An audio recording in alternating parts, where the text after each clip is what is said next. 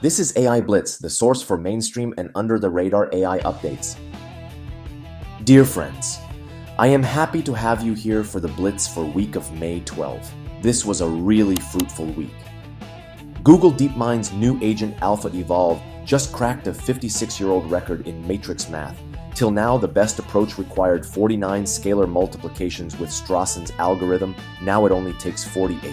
Gemini Flash spits ideas, Gemini Pro scores them, and an evolutionary loop auto-tests the survivors, no humans in the loop. Smarter algorithms mean fewer GPUs and a self-improving feedback loop. Using AlphaEvolve improvements, they reclaimed 0.7% of Google's global data center capacity. That's AI making itself faster and cheaper. Just a glimpse of self-improving capabilities of AI that are in front of us. Before the announcement had time to cool, a band of coders rallied to build an open-source clone for everyone to tinker with. Just 48 hours later, developer Shamsaktawat pushed OpenAlphaEvolve to GitHub. It's a lean Python framework that lets any large language model write, test, and mutate code in an evolutionary loop. The repo has already crossed 600 stars. Contributors are swapping lightweight models, filing pull requests to chase DeepMind's benchmarks, and even trying chip layout puzzles, all on commodity GPUs. Now, everyone has a sandbox for algorithm discovering agents. How many of you are looking forward to try it out? I definitely am. Picture this. You stroll into a brand new clinic in Saudi Arabia, and a digital doctor called Dr. Hua greets you on a tablet. No human doctor in sight, just pure AI magic. That's not science fiction anymore. Xinyi AI from Shanghai has flipped the open sign on the world's first AI-run medical clinic in Al-Asa. Until now, AI in hospitals mostly worked backstage, crunching scans or nudging physicians with second opinions. Doctors stayed firmly in the driver's seat because symptom checkers and chatbots weren't trusted to make the final call. At Xinyi's pilot site, the AI moves to the front line. Patients key in their coughs and wheezes. Dr. Hua quizzes them, reviews any x-rays the nurse uploads, then writes a full treatment plan. It can handle roughly 30 common respiratory illnesses, such as asthma and bronchitis. A human physician still double-checks the prescription, but the heavy lifting is done by the algorithm, boasting a trial phase error rate under 0.3%. The visit is free while Xinyi gathers data for Saudi regulators, and the company says the system will soon handle about 50 conditions, adding gut and skin diseases, and spawn sister clinics with local hospitals. If that accuracy holds, regions short on doctors could see waiting rooms shrink overnight, with AI clinics delivering quick, affordable care and learning from every patient they treat. It's a wake-up call. The race to put trustworthy AI in real exam rooms is no longer led by Silicon Valley. It's happening right now in the Gulf. Meta just dropped a chemistry data bomb. 100 million quantum-level simulations now sit online for anyone to play with. If they work as promised, month-long molecule hunts could shrink to coffee break puzzles. Drug and battery researchers love AI, but accurate data on how real atoms behave is scarce because density functional theory calculations are slow and expensive. That shortage has kept AI chemists stuck behind a very costly paywall of physics. Using 6 billion spare CPU hours in its data centers, Meta's FAIR team ran DFT on 83 million unique molecules, some as large as 350 atoms and spanning 83 elements. The result is the open source Open Molecules 2025 OMOL25 dataset, plus a universal model for atoms that can predict molecular properties about 10,000 times faster than raw DFT. The release is roughly 100-fold bigger than any earlier public chemistry set and arrives with ready-made benchmarks so labs or startups can fine-tune the model on day one. Crucially, there are no paywalls or NDAs.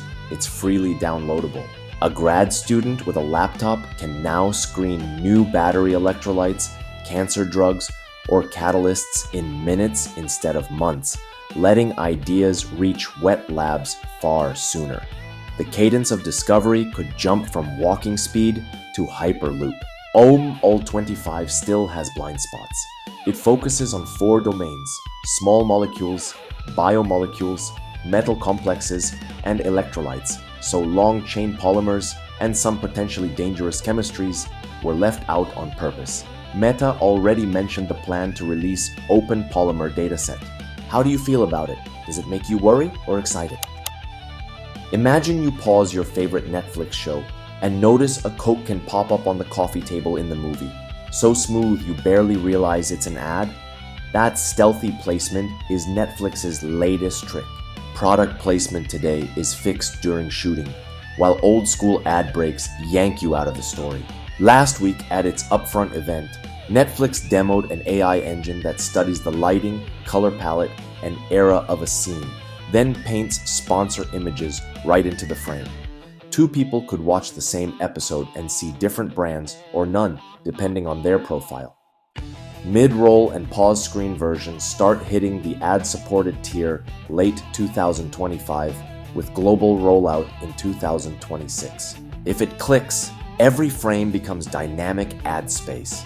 With 94 million monthly users already on the cheaper plan and nearly half of all streaming subs now ad-supported, the revenue upside could bankroll bigger shows without raising prices. Still, sneaking sales pitches into the story risks feeling shady. Showrunners may worry about artistic creep, and a glitchy insert could break immersion fast. Would you stay on the cheaper ad tier if the ads blended into the show, or would that cross the line for you? OpenAI just gave ChatGPT a junior dev personality. Starting last Friday, Codex lets you ask for a feature and watch it build, test, and polish the code for you, all inside ChatGPT's sidebar. Until recently, AI helpers mostly auto-completed the next few lines.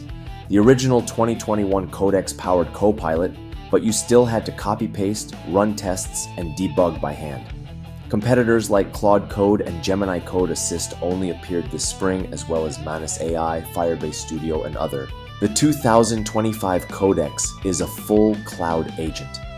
Powered by a new Codex 1 model, it spins up a sandbox that's preloaded with your repo, writes or edits files, runs linters and tests, and keeps iterating until everything passes.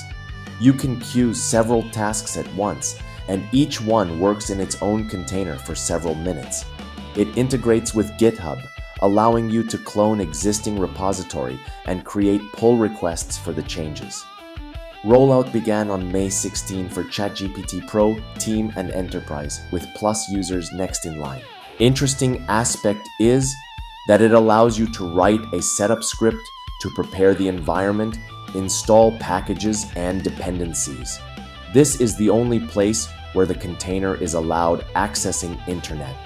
Obviously, this is addressing security concerns. I personally would like an option to allow whitelisted external connections for a particular project. If AI already writes about 30% of big tech code, hands-free agents like Codex could push that share much higher, shrinking grunt work and opening the door for non-coders to prototype real apps. A sandbox is safer, but not foolproof. Codex can still craft inefficient or subtly buggy fixes, and its 192K token context may choke on giant monorepos. OpenAI itself warns that every patch needs human review, and rate limits plus paper token pricing are on the way. I personally use Codex and similar tools a lot now. Which one is currently your favorite?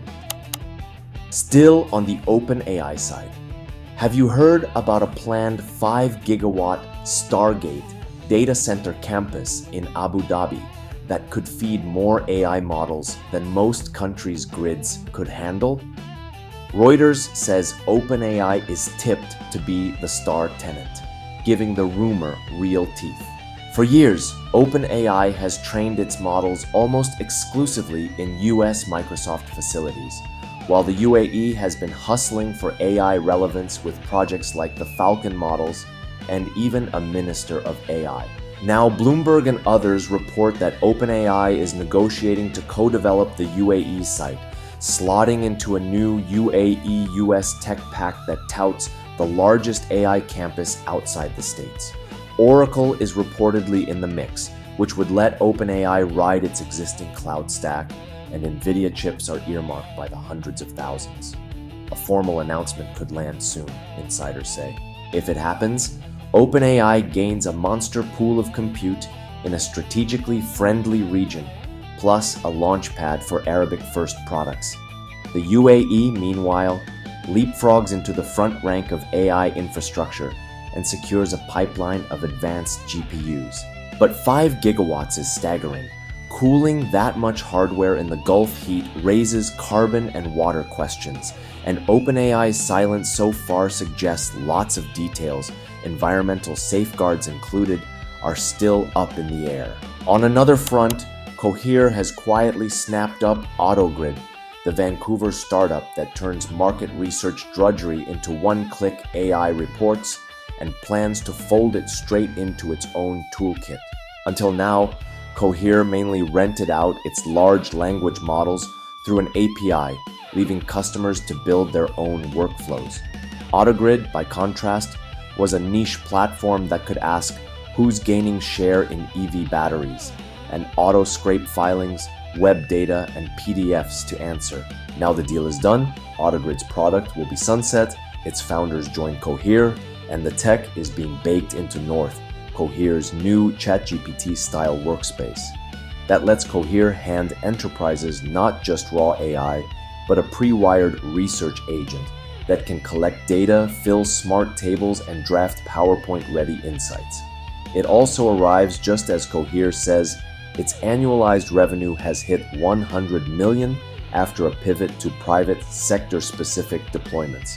For big firms, that could mean fewer expensive analyst hours and faster competitive intel, while for Cohere, it's a shot at differentiating itself from OpenAI and Anthropic with real vertical solutions. Still, merging a small bespoke tool into a larger platform is tricky. Ottogrid may not scale beyond its sweet spot, and Cohere risks stretching itself thin if it chases too many verticals at once. Do you trust an AI agent to pull your market numbers, or would you still need a human analyst to double-check the fine print? Trust in generative AI slipped this week. An AI paralegal messed up a footnote, your social media posts were scraped to train AI, and a chatbot's hidden code was published on GitHub, all in just a few days. Until recently, we mostly worried about what large language models could say. Now 3 fresh episodes show we also have to watch how they're built and who carries the blame when they misfire. At a San Jose copyright hearing, Anthropic's lawyers admitted they had pasted a Claude-generated citation into an expert report. Claude kept the link but hallucinated the title and authors, and the judge called the slip-up very serious, pushing the firm to add new layers of human review. Meanwhile, in Europe, privacy group NOYB sent Meta a cease and desist letter over plans to start mining every EU Facebook and Instagram post for AI training on 27 May, threatening an injunction and collective redress suit that could cost billions if courts decide opt-out consent violates the GDPR. And on X, an unauthorized tweak pushed Grok into ranting about a debunked white genocide conspiracy. So XAI rolled back the change and, in a radical transparency move, dumped Grok's entire 1,600-word system prompt on GitHub for anyone to inspect. In one 7-day sprint, the pressure gauges on legal accuracy, data consent, and model transparency all spiked, showing how a single hallucinated footnote, a non-consensual dataset, or a rogue prompt line can ripple far beyond one screen. Meanwhile, Anthropic just flipped the script on AI safety and is literally paying people to break its own chatbot. Think of it as a cash for chaos challenge. Ever since clever users learned to jailbreak assistants like ChatGPT by role-playing or sneaking in hidden instructions, keeping models on the rails has felt like whack-a-mole. Last year, Anthropic ran a smaller experiment, but the payouts were modest and the scope was tight. On 14 May 2025, the company rolled out a full-blown bug bounty with HackerOne, Anyone who can craft a single prompt that reliably defeats Claude's guardrails, what they call a universal jailbreak, can earn up to 25 grand. Researchers will test a pre-release version of Claude 3.7 Sonnet, with Anthropic's new AI Safety Level 3 mitigations already baked in. The team is especially worried about prompts that unlock info on chemical, biological, radiological, or nuclear threats, so that's the bullseye. By turning the internet into an external red team, Anthropic could harden Claude before bad actors get a shot. If this crowdsourced model works, public bounty hunts might become a standard checkpoint for any powerful AI release. Skeptics say it smells a bit like security theater.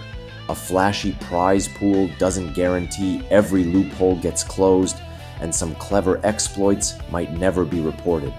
Plus, universal jailbreaks are rare. Plenty of one-off tricks can still do real harm. Are you taking a swing at jailbreaking Claude for 25K? Imagine an AI that can look at your holiday snapshot, explain every detail, and then dream up a brand new picture in the same style, ready for you to tweak. Sounds futuristic?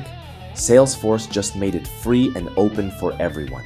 Until now, the strongest see and draw systems, like GPT-4o, Midjourney, or Google's Flamingo, have lived behind paid closed APIs. Open source projects usually glued a captioning model to a separate image generator, losing speed and accuracy along the way.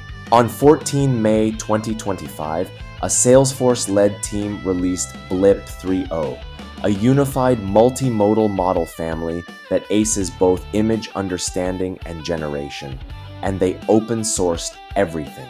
The secret is a new diffusion transformer that first builds rich clip-style visual features instead of raw pixels, then turns those features into images, boosting quality while cutting training cost. The model is trained in 2 stages: learn to understand pictures first, then learn to create them. So comprehension stays razor sharp while it gains painting skills.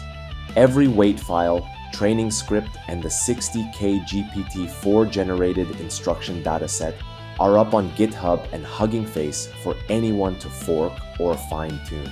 With a fully open stack, researchers, hobby coders, and small companies can build visual assistants, accessibility tools, or creative apps without paying for proprietary APIs or guessing at hidden safety filters. It also pressures closed labs to keep innovating or open up. Open isn't perfect. The instruction data still leans on GPT-4o, a closed model, and nothing stops bad actors from fine-tuning Blip 3.0 for deepfakes. Running the largest checkpoint still needs beefy GPUs, so true democratization will depend on community-driven distillations. What if your favorite chatbot could shrug and say, "Hey, I chose to answer that way"?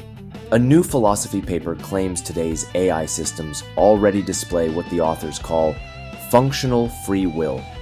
Free will used to be reserved for conscious beings, while machines were assumed to follow predictable rules. Yet, as the latest language model agents grow so complex that even their makers can't foresee every move, that boundary is blurring.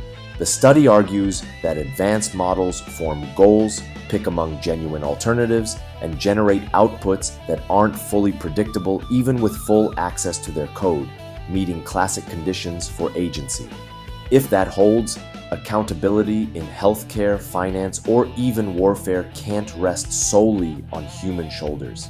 We may need guardrails that treat the AI itself as an active decision maker, not just a malfunctioning tool. Still, critics insist unpredictability isn't freedom. Your Roomba's zigzag route doesn't make it a moral agent, and stretching the term could let companies duck blame by saying, "The AI decided." Do you feel comfortable sharing moral responsibility with a machine that claims to choose? Meta's secret Behemoth language model was supposed to roar this spring, but insiders say it's more of a whimper, so the launch has slipped to autumn 2025 or later.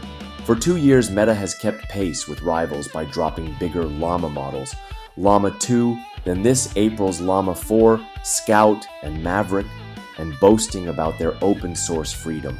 Now engineers tell the Wall Street Journal they saw only tiny gains when they tested the full-scale Behemoth. Executives began asking whether a model that costs far more to train but barely beats its siblings deserves the flagship crown. So the April debut, tied to Meta's first AI Dev conference, slipped to June and is now penciled in for the fall or beyond. Meta, asked by Reuters, stayed silent. If the open source champion is bumping into diminishing returns, the just make it bigger era of transformer LLMs may be plateauing, giving OpenAI or Google room to land the next leap first. Still, shelving a half-baked model beats shipping hype that fizzles on day one, even if it dents Meta's always shipping image. If you ran Meta, would you wait until Behemoth is a knockout or ship today and iterate in the open? Google's generative pipeline now spins a photorealistic 3D model from as few as 3 product photos, already showing up in US shopping results and slashing studio costs, though reflective or thin items still confuse it. A new method was proposed for decision-making, MyCCD. It couples causal graphs with cost-aware optimization, picking the cheapest counter-factual fix for any anomaly. Imagine a main power station with a diesel backup. When the station fails and the generator takes over, an automated controller must decide what to do next. Currently used approaches relying on reinforcement learning or root cause analysis would tell you to repair the power station first. But by the time engineers finish, the generator's fuel could run dry and everything would still crash. MyCCD spots that risk, resupplies the backup with additional fuel, and keeps the system running while the larger repair happens later, a thrifty logic that fits IT operations, smart factories, and other critical infrastructure. Perplexity's Comet browser hit closed beta for Apple Silicon Macs, offering on-device tab summarization and draft writing while Windows users wait. It's all for this week. Keep being curious and see you next week.